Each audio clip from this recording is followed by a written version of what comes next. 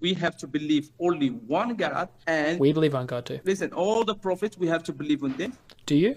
Hold up, hold up. Yes. Do you believe all the prophets? Have you read the writings of the prophets in the Torah? Torah and Injil and Have you read the them? Quran. Have you read the Torah and the Injil? Yeah, I read Torah and Injil from Quran. They are No, four hold on, no. If you read the Quran is not the same thing as the Torah and the Injil. The Quran tells you to read and believe the Torah and the Injil. So therefore, they are different books. They are books that came before the Quran. And so have you actually read the Torah and the Injil yourself? Not much.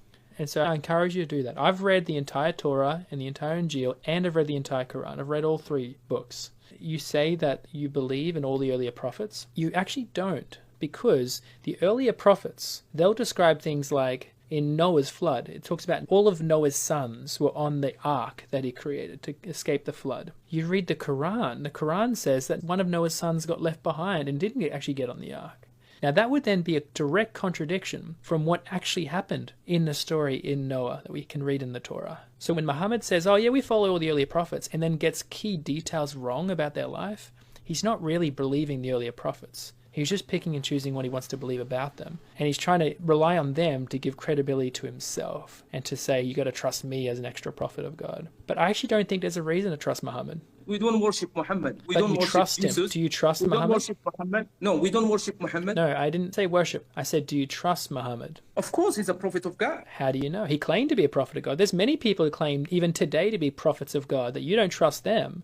Why do you trust this guy who lived in 570 AD? Why do you trust that he truly is a prophet of God? Because his message is to worship only one God. Don't worship Other creations. people, there are people today who claim to be prophets of God who say worship one God and don't worship the creation. Are they truly prophets of God today? Do you trust Which them? one? This one then? No, they don't have any. All the prophets have miracles. like Muhammad Jesus did no did. miracles. Muhammad did no miracles. No, he has miracles. If you read the Quran, there's many times when people were coming up to Muhammad saying, Muhammad, do some signs, do some wonders for us, prove that you're really a prophet.